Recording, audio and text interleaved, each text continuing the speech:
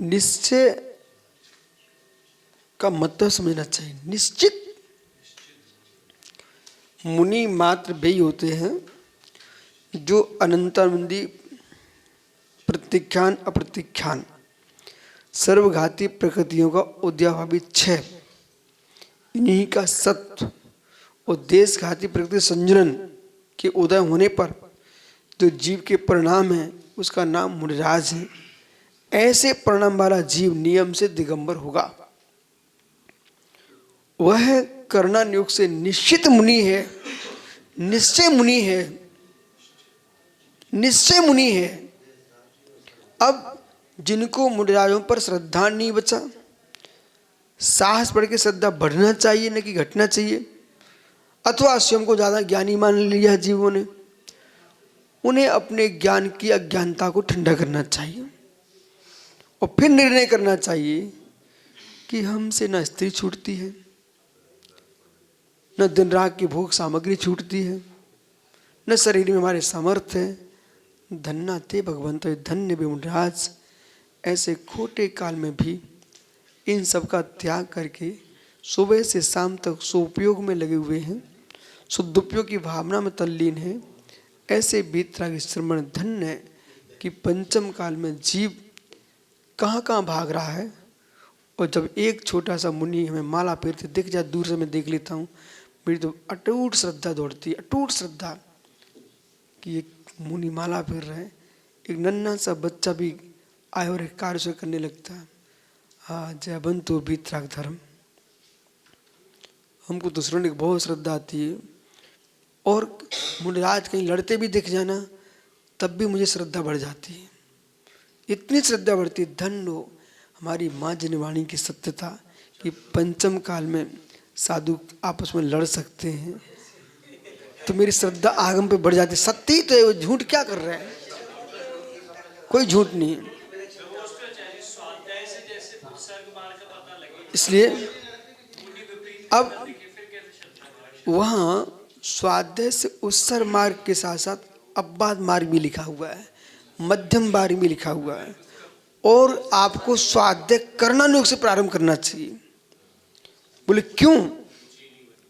पहले सुनिए क्यों। एक एलक जी, छुल्लक जी थे दुर्ग में ही, तो वे छुल्लक जी थोड़ा साधुओं से दूरी बना रहे थे। हमने उनको गोमट सार जीव कांड पढ़ाया बड़े मंदिर जी में, और जैसे 15 प्रमाण की व्याख्या में कर रहा था, उनकी टप टप आंसू टपक रहे। हमने क्यों, क्या हो गया? बोले क्षमा कर दो। हमने क्यों? मेरे अंदर मुनि के प्रति दुर्भावना आ रही थी, पर ये देखो, ये तो 15 प्रमाण हो सकते ना। तो मैंने क्षमा क्यों मांगी महाराज जी से? कह रहे थे मिर्चें ज्यादा पड़ी थी, इसलिए मांगी। अपने सही स्वाध्याय किया। अरे आप लोग प्रमाद है आ गया उनके मन में, और उन्होंने बोल दिया कि मिर्च अधिक पड़ी थी। प्रतिगण करके बोलिए, 3 प्रतिगण करते दिन में, तस्मिच्छा में दुक्कड़। क्या ना, लाखों करोड़ों में कोई एक विपरीत बुद्धि वाला आ गया, एक की विपरीत बुद्धि के कारण हम लाखों को नहीं विपरीत कह देंगे। ये अपने को ध्यान रखना। विपरीतता में चलने वाले जीव हैं, और विपरीतता पर्याय है परिणामों की, न कि वस्तु धर्म है। वो पर्याय बदल गई, और बदल गई अंतर्मुहूर्त में वे केवली बन गए।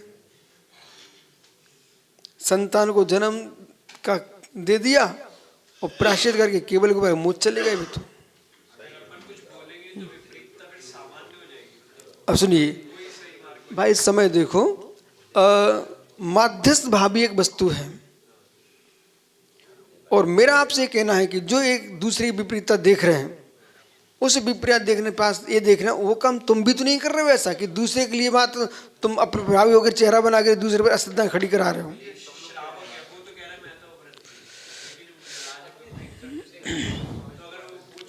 तो श्रावक का धर्म है, आपके सम्य दर्शन के 8 अंग हैं, उन 8 अंगों पर पूर्ण पालन कीजिए। उपगुण पूरक स्थितिकरण करने जाइए आप एकांत में। इसकी तो आपको आज्ञा है ना आगम की। आप उपगुण करने जा नहीं रहे हो, स्थितिकरण कर नहीं रहे हो, वास्तव तुम्हारे अंदर है नहीं है, मात्र दूसरी हंसी कर रहे हो। तुम जैन मत के शत्रु हो। ठीक है, शत्रु हो, कोई भय नहीं है। तो भय तो तुमको पाप का भी रहना चाहिए, अब असल भाव का भी रहना। जब तुमको भय उनको समझाना तो ये भी भय रखो, मैं अपने मुख से बात निकालूंगा नहीं। और निर्भीक हो तो मेरे जैसे बोलना सीखो, फिर दाड़ो कहीं भी दाड़ो, लेकिन आगम होना चाहिए। और फिर मैं जहाँ जहाँ बोला हूँ वो भविष्यवाणियाँ थी ऋषणिक, वैसे ही वैसा हुआ है, आगे भी होगा। ऐसा हो, मैं 15, 20, 25 साल पहले बोल चुका हूँ, और ये समाज को न रोना पड़े तो मैं बता दे दूंगा। फिर जब आपस में दोनों लड़ोगे ना, फिर विशुद्धता पर आंखें जाएंगी कि देखो इसमें पहले बोला था इन्होंने ऐसा। एक एक बात बोल चुका हूं मैं, ध्यान रखना आप। साधुओं को, श्रावकों को डांटना नहीं चाहिए, श्रावकों पर सद्भाव नहीं रखना चाहिए। और जीवन में सुनो निसंग सागर, यदि तुम्हारा और सार सागर का ग्रुप बन गया, ठीक है, तुम थोड़े बड़े प्रेम से रह रहे हो, तो आप अपने प्रेम के राग में कोई श्रावक को डांट मत देना। तुम दोनों की रक्षा श्रावक ही करने वाला है। आपस में लड़के अलग भी होगा ना, एकल विहार करा किसी ने, तब भी श्रावक आहार कराता है। समाज के प्रति अच्छे भाव रखना चाहिए और साधुओं प्रति भी अच्छे भाव रखना चाहिए, ठीक है। तो आप भी निश्चय मुनि बन हो, निश्चय मुनि बन के रहना। विभार मुनि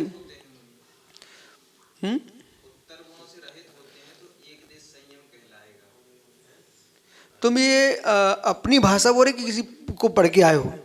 तुम्हारी भाषा तुम्हें लग नहीं रही, क्योंकि इतना तुम्हारा चिंतन है नहीं है। जो आप प्रश्न कर रहे हैं ना, पहले सुनिए। एक देश मुनि का मतलब देखो। एक बार हमको विनोद भैया ने प्रश्न किया, सुब्रत सागरी, टीकमगढ़ की वाचना में, बहुत दिन पहले 1999 में। तो मैंने कहा विनोद भाई ये तुम्हारा प्रश्न नहीं है। बोले क्यों? नहीं, तुम कर्म रहस्य पुस्तक से बोल रहे हो। वो कर्म रहस्य पुस्तक है बर्णे जी की, जैनिंद बर्णे की। तुरंत मुस्कुरा गया, बोले हमने ठीक है। बोले ऐसे आप किसी दूसरे के लिखा लेख पढ़ के बोल रहे हो। हाँ, तो पीयूष ऐसा है, वो चिंतन गलत चल रहा है। उत्तर में दे रहा हूं। असमग्र चार शब्द का प्रयोग है, देश संयम का प्रयोग नहीं है। जो देश संयम घोषित कर रहे हैं वे श्रेणिक के मित्र लोग कर रहे हैं। सुनो बेटा, तो उत्तर में दे रहा हूं ना, सुनो ना। देश संयम नहीं बोलना चाहिए, श्रेणिक। अरे भाई तुम सुनो, प्रश्न हो गया ना। देखो भाई, बिल्कुल। अरे तुम, आप बेटा तो समझा करो, नाम किसी का लो तो समझ जाया करो ना आप। तो सुनो, श्रेणिक देश संयम कह रहे हैं जो वास्तव में शास्त्रों की ज्ञानी नहीं है, और कोई पंडितों का सुना, कहीं अधूरा अधूरा सुन करके आ गए, ठीक है ना, सुने कि नहीं। अब वे धुरंधर जी है ना, मेरे सामने तो बिल्ली बन जाते हैं। जिनका तुमने नाम लिया वो भी हमको मालूम है। आइए, कोल्हापुर वगैरह जाने के पहले उन्होंने बहुत हंगामा किया कि विश्व सागर यहाँ आ रहे हैं, ऐसा कर। फिर मैं गया, आकर बैठते शांति से। आइए सुनो पीयूष, पुरुषार्थ सिद्धि उपाय में समग्र चारित्र, असमग्र चारित्र, दो प्रकार के चारित्र की व्याख्या। देश संयम, पहले सूत्रों से बात करो। देश सर्वतोर महति, तत्वा सूत्र में सूत्र लिखा है, देश सर्वतोर महति, देशव्रत अनुव्रत कहलाता है, और महाव्रत, महाव्रत मुनिराज कहलाता है।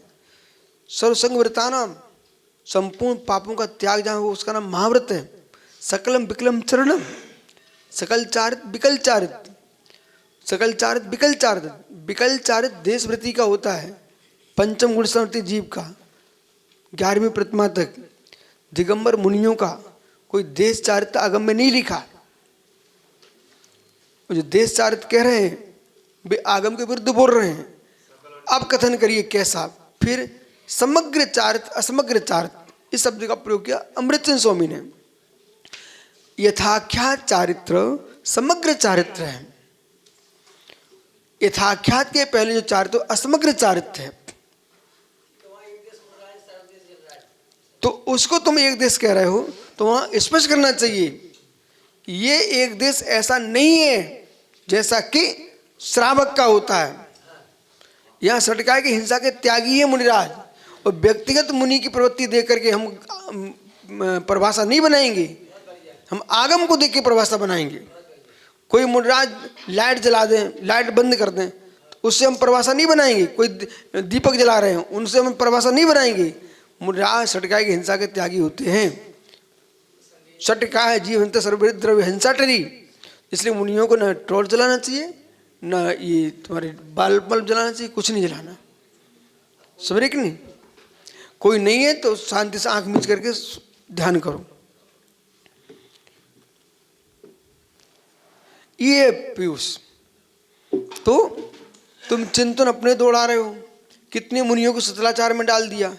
जो बेचारे सिकड़ी का शुद्ध चूल्हे का आहार लेते उन्हें तुमने तो गैस खिला दिए। जो बहुत सारे नियम पाए उनको तुमने क्या क्या नियम तोड़वा दिए। ये गलत मार्ग है, और मुनियों को चाहिए किसी विद्वानों की बातों में नहीं आए। हम जैसा हो ना, सारे विद्वानों के साथ बैठता हूँ और सबकी सुनता हूँ, पर एक की नहीं मानता। एक सज्जन ने बोला आप लाइट का वो कर दिए तो अंतराय। मैंने बहुत मुझे समझाया, मेरी समझ में नहीं आया। मैं तो अंतराय करता ही हूँ और समझूंगा भी नहीं। एक दिन एक सज्जन और आए थे, बोले आप वृद्ध अवस्था आ रही है, बिहार कम कर दो। वृद्ध अवस्था तो 70 साल में आती है, ये 50 साल में कहाँ से वृद्ध अवस्था आ गई? ठीक है, अवस्था कमजोरी से होती है। ठीक है, अति भारोपण सुनिए ध्यान से। अपनी ताकत से भोले अति भारोपण मानते तो मानते रहो। अति भारोपण सुप्रसार किसे कहते हैं? सुप्रसार आए क्या कहे? अति भारोपण की परिभाषा सुनिए। चूहा पर हाथी का वजन लादना अति भारोपण है। हाथी पर हाथी का वजन लादना ये कौन सा अति भारोपण है? तुम चूहा हो तो मत प्यार करो, हम तो हाथी है, हम तो चल रहे। अति भारोपण की परिभाषा कीजिए आप। तो चूहे को तुम हाथी बना रहे तो तुम्हारी गलती है, और चूहा की गलती, तुम हाथी बनने आए क्यों? मैं तो पहले चूहों से कह देता भाई यहाँ बिहार करना पड़ता है। ठीक है, तो विषय समझिए, विषय साधन फल। ठीक है, आपको पंडित जी थोड़ा विवेक सीखना पड़ेगा आज से। आप उम्र से मत गिनिए, क्षोभसम से गिनिए। एक व्यक्ति जन्म से गोली बिस्किट की दुकान चला, वो चला ही रहा है, और एक बच्चा हुआ बड़ा हुआ फैक्ट्री डाल दी, उसे करोड़ों पर खेल रहा है। वो देखो सजल काला। कितने वृद्ध लोग दुर्ग में रहते कि नहीं रहते, उनके सामने बच्चा गांव गांव में भगवान विराजमान कर रहा है। अब तुम चिढ़ो तो चिढ़ते रहो। बोले क्यों? उसका क्षोभसम। कुछ लोगों पास पैसा वे निकालना नहीं चाहते, सांप बन के बैठ जाएंगे। कुछ लोगों पास पैसा वे निकाल रहे हैं। तो ये आप अपने क्षोभसम देखो। क्षणिक मैं एक सोलापुर आ रहा था, जितने मुनि मुझे रास्ते मिले सबने मना करिए सोलापुर नहीं जाना, पानी नहीं पिलाएगा कोई। मैं सोलापुर ही जाऊंगा और चौमासा करूंगा, पानी की बात मैं दूध पीऊंगा। बेटा सोलापुर में चातुर्मास कितनी मुनि भक्त समाज, गांव गली गली में भोसों में नमोस्तु नमोस्तु गूंज रहा, वो आज तक वे चौकी लगाने आ रहे हैं। सुना, तो आप जो है ना दूसरे के अनुसार निर्णय नहीं करना चाहिए, अपनी योग्यता से निर्णय लेना चाहिए। ठीक है, बुंदेलखंड में मैं दूसरे कहने से चलता ना तो यहाँ रह ही नहीं पाता। सिर्फ दूसरे कहने से निर्णय नहीं होते, अपनी योग्यता देखना चाहिए। इनके मोहल्ले में गया भाई समकेश सागर के, वहां किसी ने कहा बोल विश्व सारा है तो गोली चल जाएगी। ठीक है, मैं आ रहा हूं, मैंने कहा देखूंगा, पर घात नाम का उदय होगा तो श्वास निकल जाएगी, और नहीं होगा तो कुछ नहीं होगा। जिसने बोला तो वही पाद पर छलन कर रहा था, काहे की गोली चलेगी। ठीक है, क्या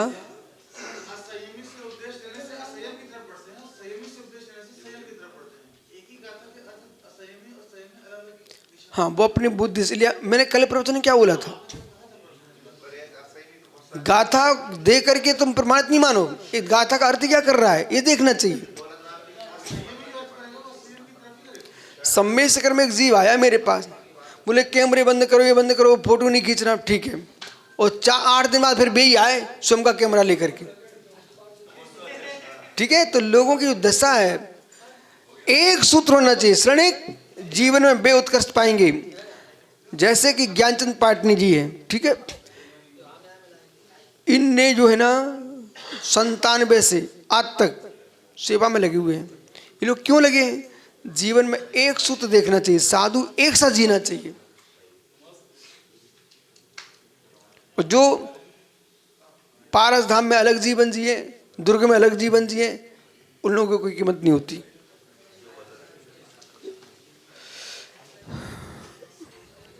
जम अलीणा जीवा तरन संसारम विषमम तम भव्यम जीव शरणम नंदो संग परसगयम तच्चम।